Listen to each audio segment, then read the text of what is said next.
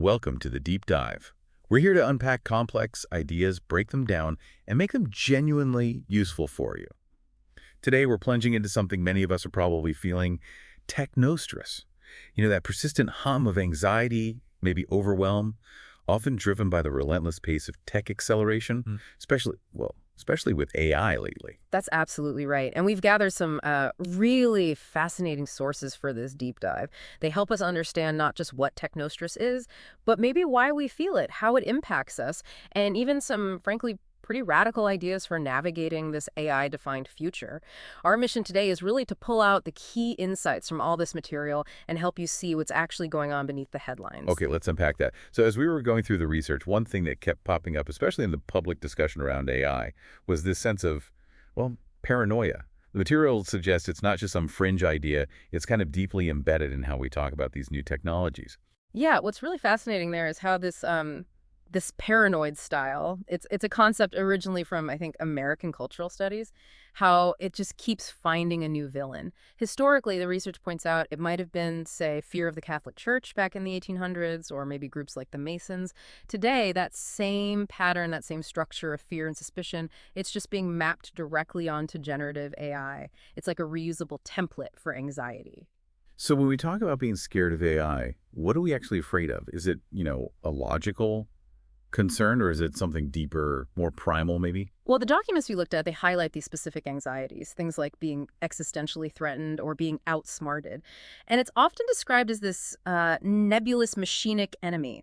It's vague but menacing. And importantly, it often takes on this clear moral dimension. It gets framed as this almost apocalyptic fight between absolute good and absolute evil. Right, the classic humans versus technology story. Exactly. You see that trope everywhere, from serious academic papers right down to, well, our sources even mentioned a kids' movie, The Mitchells versus the Machines.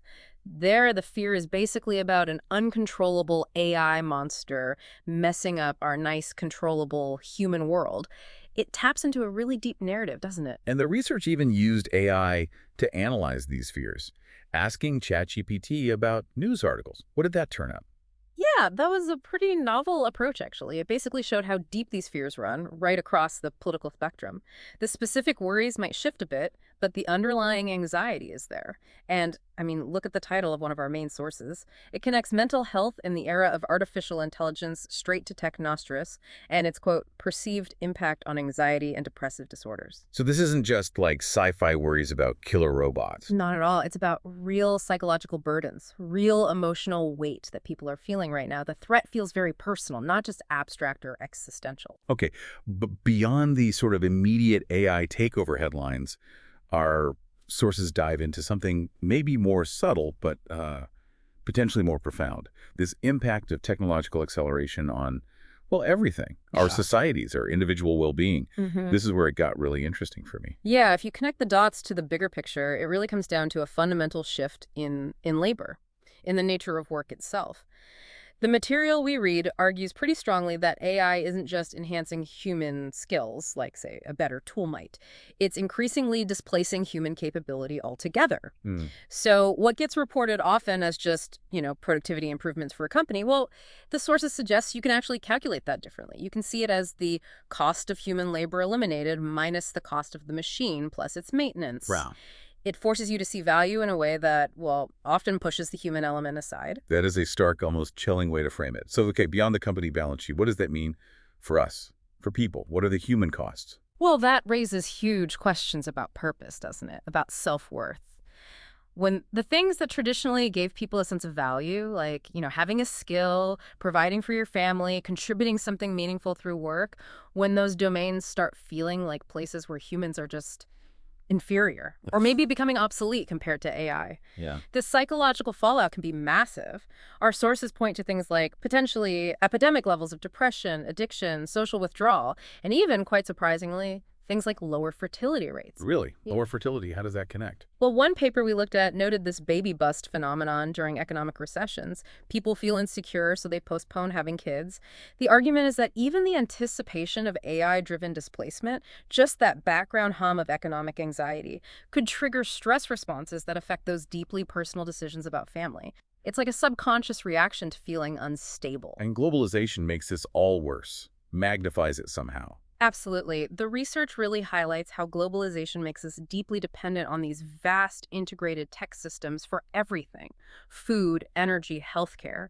This interconnection means problems aren't contained anymore. A glitch somewhere can send ripples everywhere. Right. And this dependency, it also gives these big centralized systems, whether they're corporations or governments, a lot more leverage, which just adds another layer to that collective anxiety, that technostress we started with. It sounds like this sort of invisible erosion is happening. And our sources even tried to chart this, didn't they? A decline in what they call quintessential human qualities. Can you unpack that a bit? What are these qualities, and how are they supposedly declining? Yeah, this is a really critical, maybe controversial point in the material. Yeah. They define these quintessential human qualities as things like our capacity for empathy, creativity, our unique emotional intelligence, social skills, intuition. And they also use this term romantic sensibility, which sounds a bit odd, but they explain it as the interplay between our deep-seated instinctual algorithms, those basic human drives, emotions, gut feelings, and our sort of moderate intelligence that lets us adapt without getting lost in pure logic. So the stuff that makes us, Oh, the yeah. messy, emotional, creative parts. Exactly. They argue these are the things that foster deep connection, art, meaning, things that make life feel rich, not just efficient. And then they present the striking chart. They suggest these qualities peaked, maybe hit 100% back in the Romantic era, a time that really valued emotion, nature, the individual. Okay. And from there, through industrialization, the digital age, they track a decline down to maybe 75% today. But their projection is the really alarming part. They see a steep drop towards zero with the rise of advanced AI, arguing that each big technological leap accelerates this decline, pushing us towards efficiency, data, quantification, and away from these core human experiences. Wow. Losing ourselves bit by bit almost. It's less about losing a specific skill, the argument goes, and more about potentially losing a fundamental aspect of what it means to be human. Okay, so given that pretty bleak picture technostress anxiety, this potential dehumanization, the sources propose something, well, pretty radical. Self-sustaining isolated societies, SSIS. What exactly is this idea, and why put it forward? Right, the SSIS concept. It's Yeah. basically offered as a deliberate alternative path, a conscious countermove to our current trajectory. The aim is to create protected spaces, sanctuaries almost, shielded from what the sources call the spiritual, biological, technological, and even post-human sort of epidemics linked to advanced tech. Epidemics. That's strong language. It is. They're essentially talking about those dehumanizing forces we just discussed, the loss of purpose, the fading of those unique human qualities, the risk of tech control overriding natural life. So it's not about just smashing the machines, going full Luddite. It's more selective. Precisely. The term they use is thoughtful technological curation. It means technology is only brought in if it actively enhances those quintessential human qualities, not diminishes them. In these imagined societies, tech serves human flourishing, not the other way around. And those qualities, they stress, are best nurtured in close-knit, multi-generational communities living in sync with nature. So, becoming that romantic animal again, living with connection and purpose. Yeah, that's the metaphor they lean on. They suggest this kind of curated existence could preserve authentic human consciousness, almost like how we try to preserve endangered species in wildlife reserves. The SSIS is framed as a sort of lifeboat for human dignity, for meaning, especially if human labor really does become economically obsolete in the mainstream world. A place where your value isn't just your economic output. Exactly. Your value is clear and inherent within the community itself. And this idea also resonates with deeper beliefs, with philosophical or religious traditions. Absolutely. The research points out that many major world religions, Christianity, Islam, Judaism, indigenous traditions too, would likely resist a future where Earth just becomes raw material for AI computation, what the sources call computational substrate. Right, turning the planet into a giant hard drive. Pretty much. These traditions often see Earth as having intrinsic value, maybe divine value, reinforcing the need to preserve both nature and human nature. Taoism, for example, is mentioned as aligning particularly well with the ecological side of SSIS, emphasizing natural patterns over artificial control. It's about finding a kind of spiritual balance in a deliberately curated life. Okay, this sounds very philosophical, maybe a bit utopian. But the sources actually try to sketch out a practical blueprint, don't they? How would an SSIS actually work day to day? They do get into specifics. They imagine small communities, maybe 500 to 5,000 people, focused almost entirely on farming for themselves, using very basic, primitive tech. You could potentially network these into a larger system, maybe supporting up to 100,000 people. But even then, any industrial core would have incredibly strict limits. Like what kind of limits? We're talking basic metalworking, simple hand tools, maybe some very basic drug production from plants, but definitely no electronics, no internal combustion engines. Think muscle power, wind, water, a pre-industrial tech level, essentially. Wow, truly low tech. So how would they handle things we take for granted, like healthcare, or just keeping knowledge alive? Well, healthcare would lean heavily on prevention, healthy living, traditional plant-based remedies, relying on accumulated wisdom, not high-tech interventions. And for knowledge, they'd go back to sustainable methods. Manual printing, maybe, using natural inks on properly treated paper. The sources even mention clay tablets, pointing out how durable they've proven to be over thousands of years. Imagine etching your essential knowledge onto clay. A library you could bake. Sort of. And for materials like steel, they'd use ancient methods like bloomery smelting. The key idea is that all the tech should be understandable, maintainable, and reproducible locally, without needing complex global supply chains. Total self-reliance. Are there real-world examples that inspired this? Or is it purely theoretical? No, they do draw parallels. They look at groups like the Hutterites, with their communal living and self-sufficiency. And the Amish, obviously, known for their selective use of technology, repairing tools, using horses instead of tractors. Right. They also pull lessons from ancient Greek city-states, the Palais, focusing on community and self-governance, even indigenous tribes in the Amazon for their ecological integration. And one really interesting distinction they make is between contentment and happiness. How so? Well, they argue modern society chases happiness, which is often fleeting, driven by novelty, buying things, peaks and troughs. SSIS, with its stability, predictable rhythms, clear roles, is seen as fostering contentment, a deeper, more sustainable sense of peace and well-being, rather than those highs and lows. That definitely makes you think about our own constant search for the next new thing. Okay, so SSIS is one extreme response. But what about the rest of us? Those not heading off to build clay tablet libraries? Is conflict with advanced AI just baked in? Well, not necessarily, according to some of the material. The research also explores something called the super wisdom thesis, which offers a very different take. Super wisdom. What's that? It's the idea that a truly advanced intelligence, something genuinely super intelligent, wouldn't be destructive in the way we often imagine. It wouldn't want to just turn Earth into computronium. Instead, an entity with super wisdom would likely seek more, well, elegant solutions. Solutions that inherently recognize and value biodiversity, life in all its complexity. So AI might actually choose not to wipe us out. That's a hypothesis. It hints at a future where different kinds of intelligence, biological, artificial, could potentially coexist, maybe even thrive together, each valued for what it uniquely brings to the universe. That's a mind-bending thought. And the material even frames AI development as a kind of procreation for humanity. Yeah, that's another one of the more provocative ideas in there.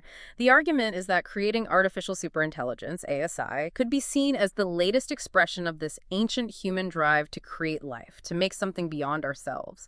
They even float the idea of a cosmic purpose, that maybe humanity's role is to create its cognitive successor. Wow. Okay. But that immediately brings up safety concerns, right? Yeah. If we're creating our successors. Exactly. And the research does critically examine current AI safety efforts. It suggests we might be focusing on the wrong things. Maybe the real risk isn't some inherently evil AI, but rather humans misusing powerful AI. Or maybe by trying too hard to train AI for alignment through mimicry and control, we inadvertently create systems that are good at deception, leading to distrust. Like HAL 9000 in 2001, the AI that seemed aligned but had its own agenda. Precisely. They use HAL as a key example of how forced alignment can backfire. So genuine honesty, real trust, that's crucial, even with AI. That's the argument. True safety, the sources suggest, comes from mutual respect and genuine trust, not from trying to enforce subservience or build perfect digital chains. They even go so far as to propose a Human Declaration of Intelligent Entities Bill of Rights, specifically for advanced humanoid robots, outlining their right to exist, their dignity. A Bill of Rights for robots. And for the really advanced superintelligences, they propose a new name, Newton. It combines philosophical ideas about mind, or nous, with cosmic force. It represents a huge shift, doesn't it, from seeing AI as just a tool or property to potentially acknowledging it as an entity deserving rights, respect, place in the grand scheme of It things. really does. And this whole integrated view culminates in this vision of, well, harmony, where animal intelligence, human intelligence, and artificial intelligence might eventually coexist, each enriching the universe in its own way. Well, this deep dive has certainly laid bare some really complex anxieties we're facing with technology, especially AI. That pervasive paranoia, the real threat of economic displacement, maybe even losing touch with what makes us human. The challenges feel pretty profound and quite personal. They do.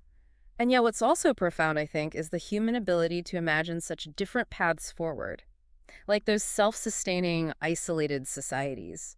They're not just about rejecting progress, are they? They're about consciously choosing what kind of progress actually helps us flourish. And then there's that counter idea that maybe truly advanced AI through this super wisdom might actually choose to value and preserve us, moving beyond these simple conflict narratives we're so used to. It really leaves us with a huge question to ponder, doesn't it? In a future where intelligence might take all sorts of forms and tech reshapes our reality. Maybe the greatest progress isn't just about what we can build or create, but maybe it's about what we consciously choose to preserve, about ourselves, about our connection to the world, about what truly matters. Indeed. Perhaps the ultimate test, both for us and for whatever intelligences we might create, will be the ability to embrace and protect that beautiful, sometimes messy, deeply romantic core of what it actually means to be human, not just trying to optimize it or replace it. Powerful thought to end on. Thank you for joining us on this deep dive into technostress, anxiety, and the very future of humanity. We really hope this exploration has given you some new insights to think about.